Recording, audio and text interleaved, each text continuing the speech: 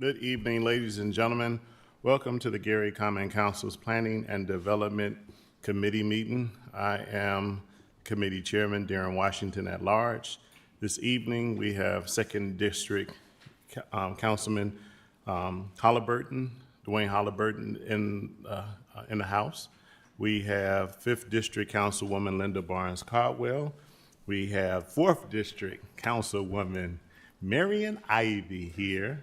We have 6th District Councilman Dwight Williams, and our 1st District Representative and Chairperson of the Gary Common Council, Ms. Lori Latham.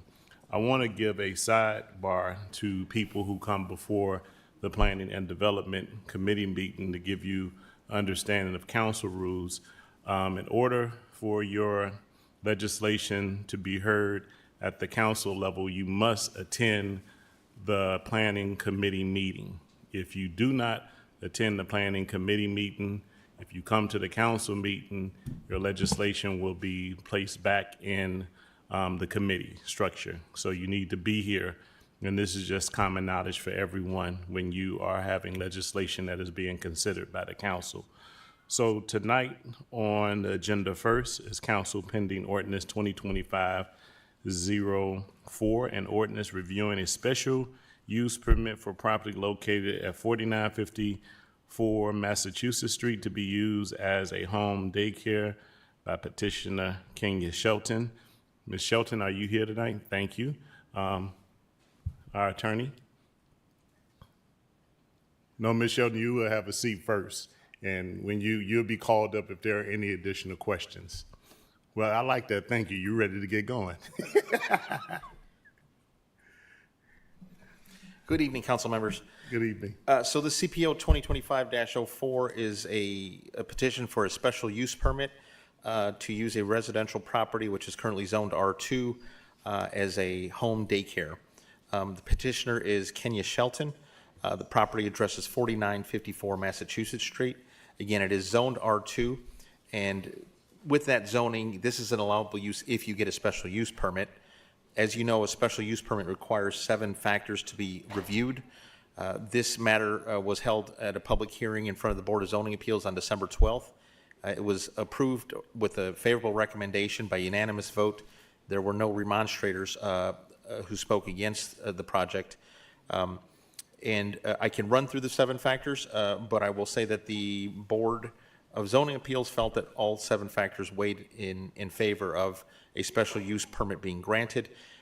One of the requirements in a residential home daycare facility to be granted a special use permit is that the petitioner reside in the home to get away from people just buying a property in a residential area and opening up a business.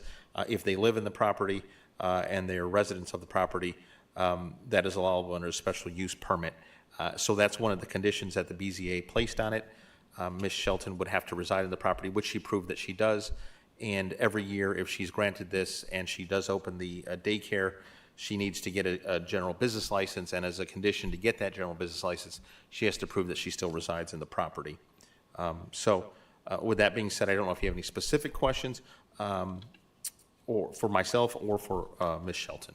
Well, you can start with the 1 through 7 conditions to go through those. Yes, sir, Councilman. So the first factor that the BZA needs to look at is whether the establishment, maintenance, or operation of the special use will not be detrimental or endanger the public health, safety, morals, or general welfare. The second factor is if the special use will not be injurious to the use and enjoyment of other properties in the immediate vicinity for the purposes already permitted in that area. Third, that the establishment of the special use will not impede or substantially alter the normal and orderly development and improvement of surrounding property for uses permitted in the district. Fourth, that there are adequate utilities, access roads, drainage, and other necessary facilities, either that they're provided or that they will be provided. Fifth, that there have been adequate measures taken to provide for access management, ingress, and egress so designed as to minimize traffic congestion on the public roads. Sixth, the special use will be located in a district where such a use is authorized, which that is allowable special use under the R2 district, and all other requirements set forth in the residential code which are applicable to the use will be met. And 7, that the petitioner did document and present to the board that the proposed special use provides for the implementation of sustainable growth principles and initiatives as approved by the board. Basically, after reviewing these factors, the Board of Zoning Appeals, and as you can tell, essentially, we need to make sure for zoning purposes that what we're allowing in there is not contrary to what's done in the existing zoning ordinance. And after reviewing these, the BZA felt that all 7 factors were met by the petitioner, that she does not cause any injury to the neighborhood, that she won't have a use that is outside of sort of what could be expected in that residential district. And that's why they voted unanimously to approve it. Thank you, Attorney Molina. Are there any questions by council members? Madam Chair? Oh, well, I saw you looking around. If you had any questions. Any questions? No. All right. To the petitioner, Ms. Shelton. Ms. Shelton. Yeah, can you step up? Ms. Shelton, how long have you lived at the location? Just a year. Just a year?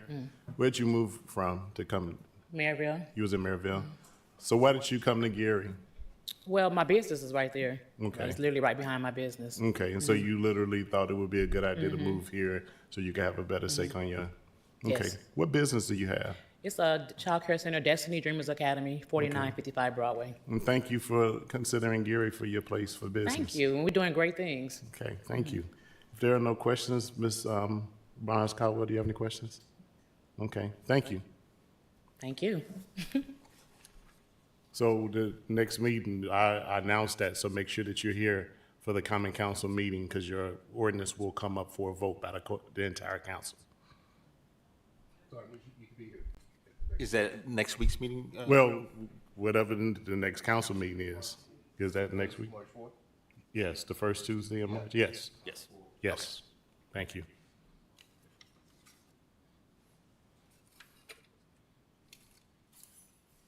Next item is CPO 2025-05, an ordinance reviewing a special use permit for property located at 8424 Pine Avenue to be used as a short-term rental property by petitioner Mark Moroney. Is Mr. Moroney here?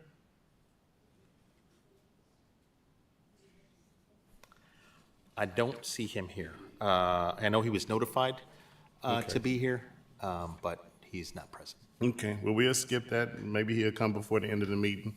So we'll go to council pending ordinance 2025-07, an ordinance amending Title 15 entitled Land Usage, Chapter 123 entitled Zoning Code for the Code of Ordinances of the City of Gary, Indiana to rezone 717-31 East 49th Avenue, Gary, Indiana to B5-1 for petitioner Prince Sy.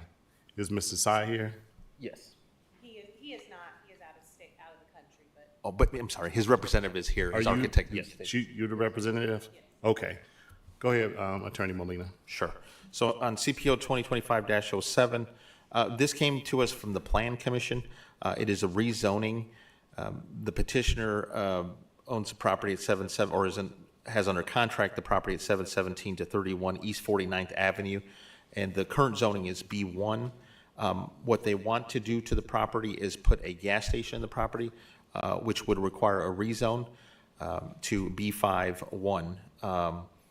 The planning department held a public hearing on this matter on December 12th.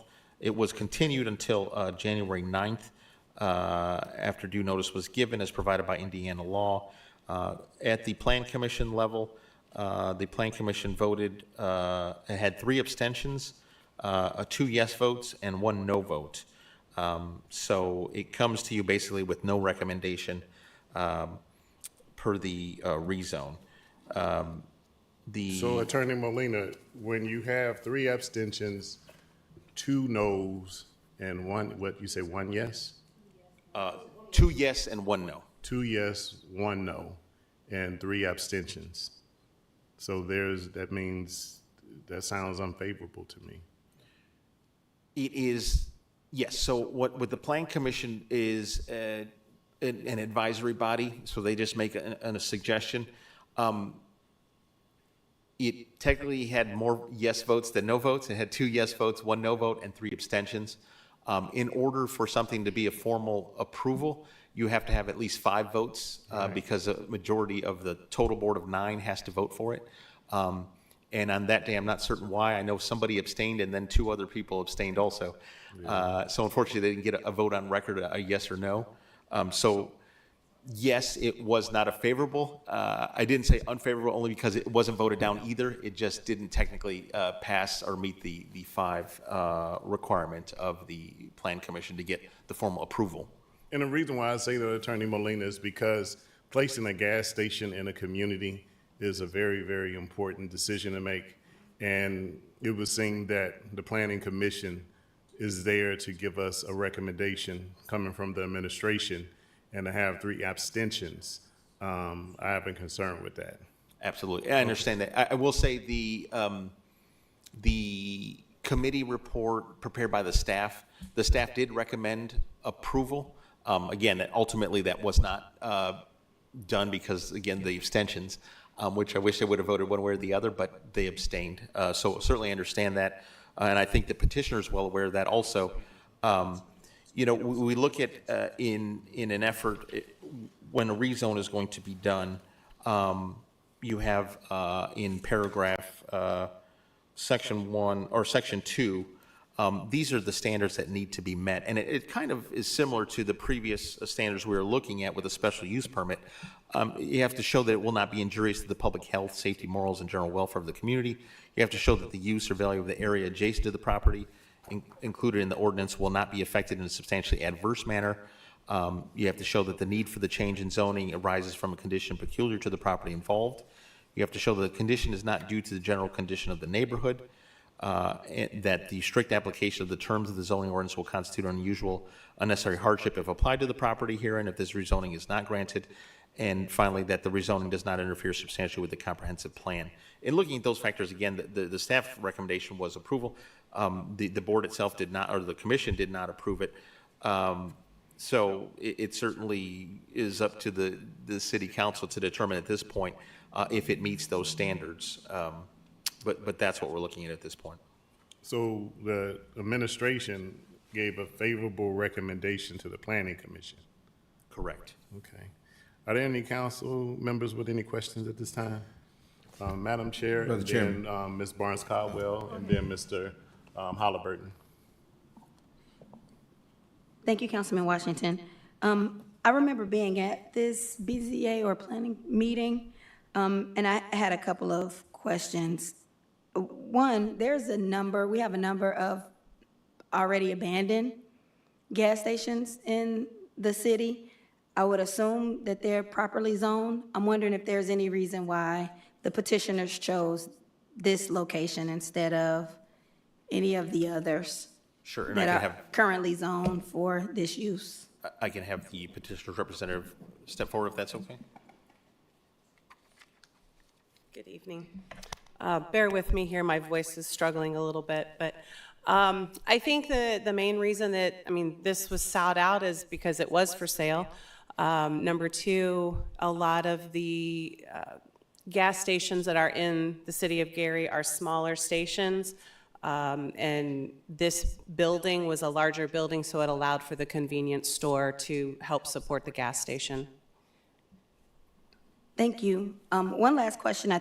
If I'm remembering correctly from the committee meeting, this petitioner owns a few other gas stations in the community. I'm wondering how many, if any of those, provide public restrooms? And it seems trivial, but it's pretty important to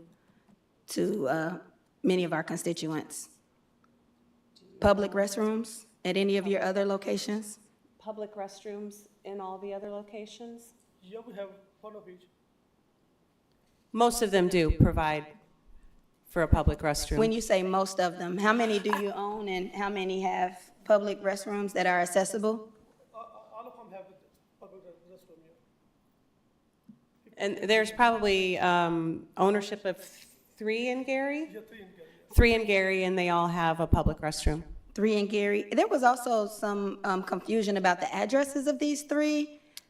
Yeah, so we had provided addresses to the zoning administrator. One of the remonstrators had commented on some locations that they had gone and looked at, which were not the addresses that we had given. So I'm not sure where those addresses came from, but the petitioners own one at 3479 Georgia. They own one at 47th and Broadway. And what was the third one? 2490 Clark Street. Can you give me those addresses again? 3479 Georgia. The other one, I believe it's 4701, That's Broadway, right? 4700 Broadway. Okay, and the next one? And then 2490? 90 Clark Street, Clark Road. or Clark Clark Road. Road. And you all provide public restrooms in all three of these? Thank you. 34th, what's the exact address on 34th? 3479 Georgia. Georgia. Okay, that's a white building, correct? Yes, Which one? it's a Clark Station, I believe. Or Citgo, I'm sorry, Citgo.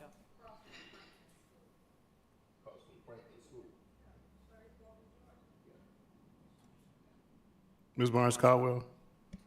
Then Ms. Halliburton? Well, I was going to ask you about the addresses, so you just gave those to us, so I will be going to check. I was in the meeting, listening. Ms. Wilson, she came diligently complaining about this. It's a gas station right across the street. I understand you all didn't choose to use it, but you have to understand, in our neighborhoods, we don't want to continually have gas tanks in the ground. I mean, rebuild that one, redo something with that one. Here you are just coming across the street. You know, I had the same problem several years ago in the 5th District. And the gas station, they put one there right at the corner of 25th, Ridge Road and Grant. And it was a gas station right over there, and that one is still an eyesore. It's not being used, and here it is, this one. This is the same thing you all are trying to do. I'm waiting on the next ordinance coming up to talk about that one, but I'm not in favor of this one at all. Thank you. Ms. Halliburton? I just hark back to Linda Barnes Caldwell, the district. This is all we have is gas station. I'm very concerned about that, and I think a lot of people who were there at the meeting was opposed of it. So I'd like to be opposed as well. So I would decline as well.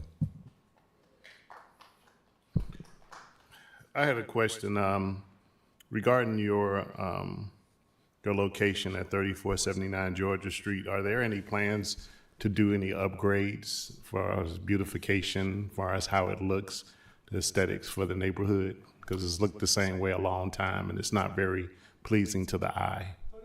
I want you to talk. Could you talk in the microphone and introduce yourself? Just We just done renovation because. Could you introduce yourself, give your name for the record? Yeah, my name is Aftab Ahmad. Okay. And I'm general manager for this business. Okay. And 3479 Georgia, we just turned in Citgo gas station. Before that was like a look older and bad. So right now, if you can go over there, there's a brand new image for the Citgo gas station. So brand new paint and everything. So we have to pave the lot and everything. Okay. So it's a totally different, like if you go back like maybe a couple of years, since we took over, we just changed and rebranded and changed it better brand Citgo. And you have the same with 2490 Clark Road and 47th and Broadway? Yep, all the same as Citgo's, yep. Okay. I and others will go check it out. Yeah, you can check it out. Okay. Yeah. Any other questions? Yes, Ms. Councilman Ivy? Washington. Yes, ma'am. At the beginning of the ordinance, it says commercial bakery operating. I'm not exactly sure how that relates to a gas station. Will you all be selling cooked food items or? Councilwoman, that must have been a typo. That shouldn't Yeah, be it there. is, because it's bakery in there. Yeah, that's just a typo. It's a convenience store and a gas station is what they were seeking. So we'll have to amend that. Okay. Because it says to expand the growth of their commercial bakery operating. Okay, so that'll be corrected, right? Correct. To piggyback off of Councilman Washington, I was also going to ask about the 3 existing gas stations that you currently own, about the beautification upgrades. And the beautification upgrades, you did confirm that that's at all 3 of the locations? Because I'm frequently in the area of the 2490 Clark Road property, and I didn't see much beautification there. Is that still in process? 2490, maybe back, if you go back 6 months, so we turn in we pave the lot and everything. We put some barriers, we change the pumps and we repaint the canopy, everything, paint the building. So if you're talking about before 6 months, probably is not, but recently, since we own it, so we change a lot. Yeah, I'm in that area every day, 5 days a week, Monday through Friday, and I haven't seen much beautification there. I also would like to know, Attorney Molina, how many were present for the public hearing? How many spoke for or against? There was one party against. That's all that spoke, aside from the petitioner. Just one party against? Was a variance report required for this? It's A variance? It's a rezone. Yes, Okay. a rezone is required in order for them to operate. Without the rezone, then they could not operate as a gas So that station. means that all of the neighboring property owners were notified? Oh, yes, yes. Everything that we do has a public hearing first, and in order to get to the stage of public hearing, they have to prove that everyone was notified within, I believe, 400 feet. I forget the amount, but we have it, and then we verify that it was published in the paper. So they certainly wouldn't have made it to this point without the notice being properly proven. Okay, thanks for confirming that. I also would like to know if this location is approved along with the 3 others, are there cameras in connection with the Gary Police Department? They do have security cameras in all of their locations. All of them supposed to be right? So they would be too? I'm sorry, please proceed. Well, I was just going to say that they do have security cameras in all their stations. I'm not sure that they're connected back to the police department directly, but they do have security cameras. You said inside, would that be outside as well? Yeah, they have cameras that are inside and outside of the store. All right, thank you. I have a question. What, are these the only 3 gas stations you own in in Lake County? Do you have other sites in Lake County? No, I believe they own 17 stations throughout Northwest Indiana, Okay, what cities, what communities? Maryville and Crown Point. Okay, this is what I want from you. You don't have to give me the addresses, but before you leave, provide Attorney Molina with the addresses from the other stations Okay. outside of Gary, so we can kind of look and compare Okay. to see how your gas stations here compare to the ones in Maryville and other areas. Okay. Absolutely. All right, thank you. Any more questions about have a Ms. question. Barnes Caldwell? That question you just asked, can you add if they sell beer in